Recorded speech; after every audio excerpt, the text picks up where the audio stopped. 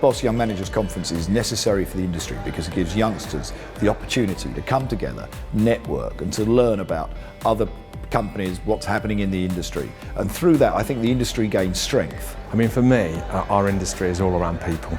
So we need to make sure that we develop the people coming through, that we capture the right people, we engage with them, we train them, we mentor them. I think the Boss Young Managers Conference is very important to attract and retain new talent within the industry to ensure it can continue to be successful. It's really important that we allow people who are making their way in the industry this kind of opportunity to listen from people who've done it before, to bring their own ideas forwards and to help shape our future together.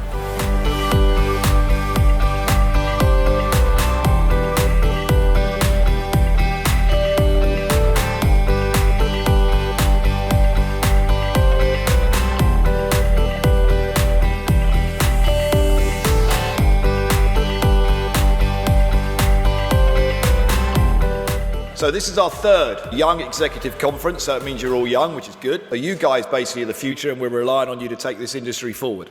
So we want to bring positivity into the lives of those around you as well. Very important. If you're a type of person who makes it happen, you're the type of person who walks into a room, you will hopefully make people around you have a good time, feel good. And great companies don't hire skilled people and try and motivate them. They hire motivated people and try to inspire them. So I hope your companies are trying to inspire you. Hope your companies you're working for, if they're not, try and bring that into that company. Try and get your company to try and inspire the people around you. I can safely say I'm very proud to be a stationer. The marketplace is changing and you're the people who are going to have to work through it. What is it we're going to be selling? Because it can't be lever arch files and pens and paper and whatever anymore. We have to get into cleaning products and technology and furniture, all those sorts of things. And if you aren't selling those things and your company isn't working towards selling those things, you need to be pushing. Because if you're not, you're gonna die. There won't be a marketplace left for you. So we need to be selling new products because the old ones are dying.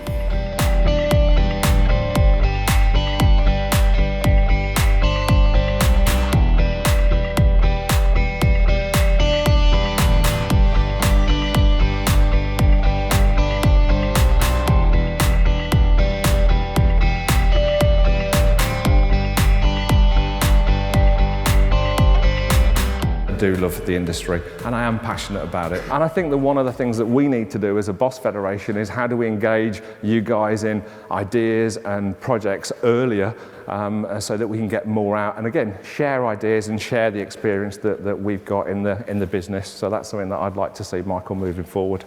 You only have to look into the marketplace and what's happening today as well in terms of the Office Depot and Staples merger, and you can see then that one of the prime drivers that they've quoted as the enabler is that the merger will allow resource to be invested back into new diverse product groups. So for me, diversification is happening, making sure it's relevant to the consumer as well, because you know what? We sell things to consumers and we don't need to forget that. So we need to make sure it's relevant and the way that we sell it to the consumer is relevant. There was a really interesting article done on the 19th of April in the Wall Street Journal, and it actually quoted the data is the new middle manager. And what does it mean by that? Well, it means that actually businesses are now looking at how they utilize data, the data that they get in, to actually replace people. So to make more informed decisions quickly, to take cost out of the supply chain so that they become relevant and stay relevant. So data for me is something that's not just the sales out, but it's also the way that we as an industry use our data to remain relevant to our customers. Consolidation's nothing new. It's been around for donkey's years. I'd like to use Newell Rubbermaid as my example of like what consolidation looks like. This is actually internal consolidation. In 2010, we had a guy called Mike Polk join. Mike Polk was the CEO. And basically, this guy really knew what consolidation was about. He basically, within 12 months, stripped all the GBUs out. He went to 2 business units. He took all those presidents out, all the vice presidents out. Working in that organisation at that time, it was scary, because every day you were going in, there was somebody else gone, and sometimes people were put in position, and if they didn't work within 2 weeks, they were gone again. But the reality of it was that he took the right decisions in terms of what needed to be done for the business to make the business prosper. And we took all that cost out. What he didn't do is he then just didn't put all of that cost back onto the bottom line. He then invested that back onto the core products. And the core products, in the case of Newell, is the brand. Consolidation will continue to happen when it's right for the shareholders as well. We have to make sure it's right for the product and it's right for the consumer as well, and that consolidation story doesn't lose that key selling story. I mean, if we look at today, the biggest consolidation story that's going on has got to be the Staples and Office Depot. If that goes through a $35 billion organisation, what's one of the stated intents that the organisations have said by doing it? It's a $1 billion saving, a $1 billion saving through that. So again, it comes back to the economics. Just some stats for you from a global confidence barometer. 83% of CEOs say that the economic conditions are improving. 76% are saying that they're focused on organic growth. But more importantly and relevant for this presentation, 56% are saying that they expect to pursue acquisition in the next 12 months. Now that 56%, that's the first time it's been over 50% since 2010. But one of the key factors for potential consolidation was lack of succession planning.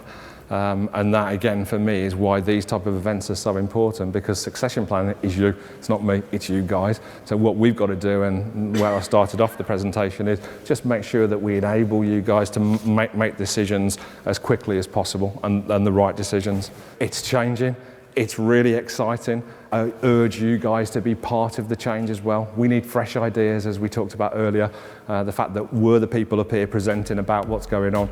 I think it should be you guys up here presenting next year. We do need people pushing through, coming through as the leaders of the future. I'm really interested here in imparting to you not just a few ideas around diversification, but really something that will helpfully enable you to bring diversification into your business. There is no silver bullet in terms of diversification. There are lots of things we need to do. It's all about cheese. So we've got a lot of people in our industry nibbling away at the same bits of cheese. That's a problem. And diversification's not just about product. It's about different channels to market. It's about different ways of doing business. It's about bringing different services to market. It's about operating in different ways. It's about having different expertise. So it's much more than just product. We don't need to look too hard for diversification. It is all around us. We just have to recognise it and find a way of bringing it to bear in our businesses and in our industry. So if we all agree diversification is required, inevitable, something we have to do, it's not about the if we do it, it's about the how we do it. So hopefully now, if you are the leaders of the future, we have to allow you to bring these opportunities through the industry. So how do we do it? 4 things in terms of steps I think we can take to diversify. Explore, elect, enable, and then execute. Know your market. Take the time to research the market. Understand the market you're in. Know your business. What are your strengths and weaknesses? Where are you winning or losing against your competitors? What are your customers demanding?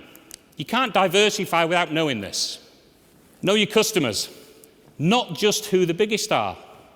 Also, who's the most profitable.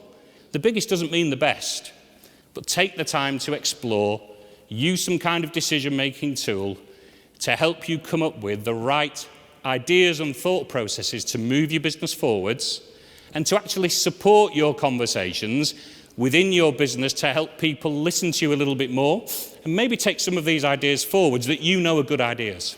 What about elect? Actively choose what we're not going to do. What is too complicated? What is too expensive? What won't our customers want, and how far away are we from that? What can't we do? Quite a powerful tool is to elect what not to do. Enable. Engage with other stakeholders. We can't diversify without involving the right people across the organisation, whether it's a supplier base, a customer base, internal colleagues. They're all stakeholders. You have to engage with them. Measure what success will look like. Because once you've done that, you can then decide, is it successful? Do we do more of it? Do we stop? Do we do something different? Do we start again? And then execute. If you've done the right level of pre-work, there should be no degree of fear or nervousness that this won't work. We all know that when we go into something with confidence that we're well prepared for, we typically do a better job. Data drives everything in our lives. It controls the entire journey you make wherever you go. And if data isn't right, you get to the wrong place or you end up with the wrong thing. And people don't blame the data, they blame the people who delivered the item to them. But it's the data that results in the experience. Our industry is so different and perhaps slightly behind in terms of where data is today. So visual search is the latest, greatest thing in search. So you've seen Google, you put in words and stuff like that, but Oscope is one of the leading visual search systems, and what it enables you to do is to see pictures rather than text to make your buying decision. So they take feeds from Amazon, eBay, Flickr, loads of other brands, dump them all together onto one platform, and then you can search, select, filter across these multiple channels, and then decide where you want to buy from based on your selections. Video content. For me, not knowing the product I'm buying, video was really useful because it wasn't just a 10-second flip over or rotation. It was a 2-minute, 43-second video on all the features, how the battery goes in, where's the memory card sit, because the last one I had, every time I took the memory card out, the batteries fell out. I wanted to know that that wasn't going to happen. One photo doesn't tell me that. The 2-minute, 43-second video produced by the manufacturer tells me everything I need to know about that camera to make an informed buying decision. So lots of useful data. And then from there, one click to buy. So that's my experience in the outside world. And then it's sort of contrasted for me with a situation I had with a customer. I went on this on a Sunday afternoon as well to prove the point. Okay, so our live help feed is offline because we're not open. Contrast that with Amazon. I typed in chair, which is what my customer had done. The first returned image is a Fellows Earth recycled mouse pad with beach chairs on it. Not the best result I can give when he's looking to spend £500 plus on a chair. But at this point, this was where the customer came to us and said, I don't know what I'm choosing. There's no video, there's no back of the chair image. What do all the buttons do? How do they work? There's nothing there. And that's what we give the buyers in our market. How many days a week do we offer next day? 4. Not 5, 4. You can order on Monday, Tuesday, Wednesday, Thursday and get it next day. None of our online competitors offer 4-day-a-week next day. They're offering 7-day-a-week guaranteed times. We are behind the times. And I bought that camera 9 months ago, and it just stopped working pretty much. It wasn't taking shots all the time, which is why I needed a new one. So it was Sunday, I went on the Amazon help chat. Do you know what he did? No problem, sir. Find attached below the returns form. You can take that to any post office in the next 31 days if that's all right with you. I've credited the full amount to your account because you're an Amazon Prime customer and we trust and respect you. If we trust our customers, we have to trust our customers. And that means changing the conversation.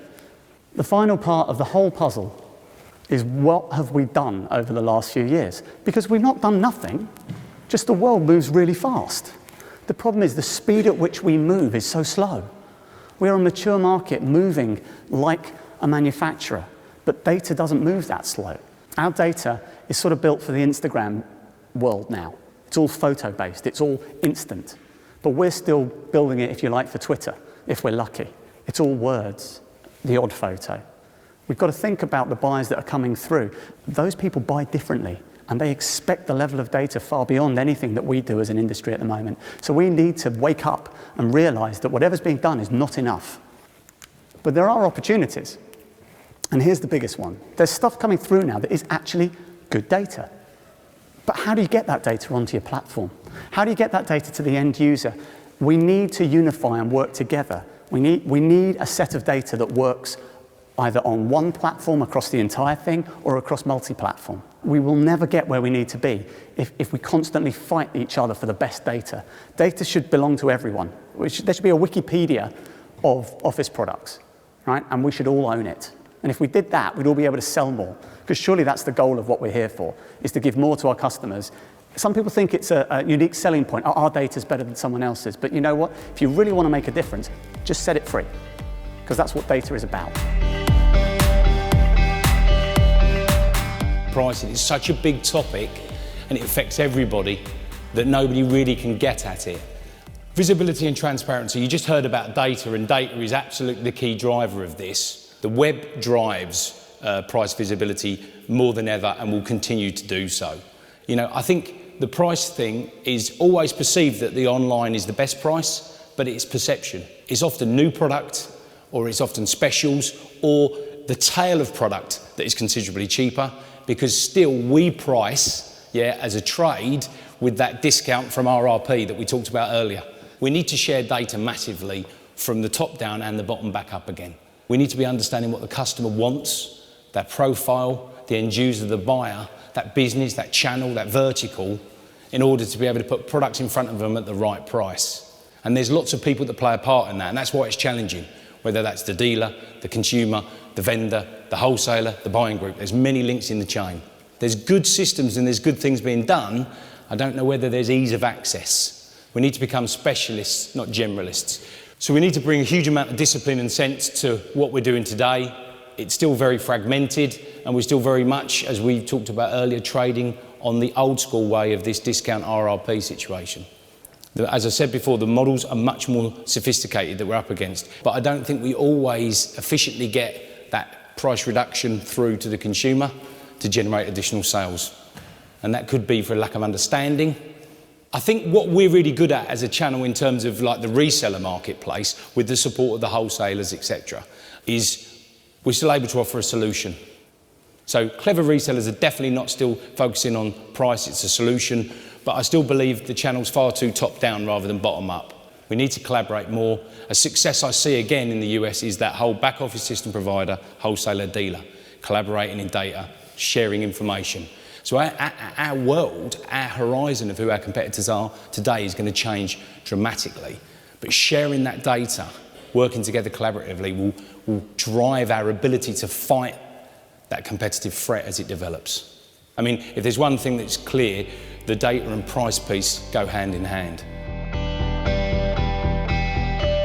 Women in Business, we sort of created it a few months ago, and it's really just a platform for us, actually, like-minded women to actually get together, to support each other, to actually celebrate the success of women in business. And I think it's just a great platform where we can actually sort of share ideas, where we can actually hold events such as this. There is a LinkedIn page, which is Boss Women in Business. So please go onto the LinkedIn page. We've got some activities going on. And the idea is to try and get more members on board so we can actually sort of hold events. We can look at doing some regional events as well. So please have a look on the site, and obviously be interested to have your support as well. I'm going to start off by talking about the entrepreneurial landscape of the UK, because in the last couple of years, I've been working for the government helping people start businesses. And by default, I've ended up becoming a bit of an expert in what on earth is going on in this country when it comes to people starting businesses. This year has seen the highest number of startups start in this country on record since Companies House began. And it's not something that has happened by accident. So why? Why is that happening? And it's because of the rise of technology. Previously, it would have been very difficult because you have to go and get a premises on the street, or if you want to market yourself without having a physical marketing premises, then you have to resort to things like leaflets and advertising in newspapers and all the rest of it, whereas now you can just have a Twitter account. There's a few things that I have learnt along my way that I would never, ever let go of. Never, ever, ever turn down an opportunity. Never. Because I have taken every single opportunity that's been put in front of me, and that is one of the sole reasons why I've ended up going on this incredible journey. People always opt for the safer option, always. And I've never been one of those people. And as a manager of the future, you can't just be safe. You have to be the person that is going to take risks and test the boundaries, because that's the way that you're really going to get the big promotions and become the CEOs of the future. The other one that I absolutely hold totally and utterly key, it's always about my team and treating my staff in exactly the same way that I would treat my best friends, my relatives, my children. It's completely true. I'm a firm believer in the people that you surround yourself with absolutely make you who you are. Having those principles that I've been taught by various mentors across my career has really changed my performance and has been evident in the way that my teams have always been completely loyal to me. And then the most important thing is you've got to absolutely love what you do and chase down that dream, because life is way too short to be doing something that you don't love.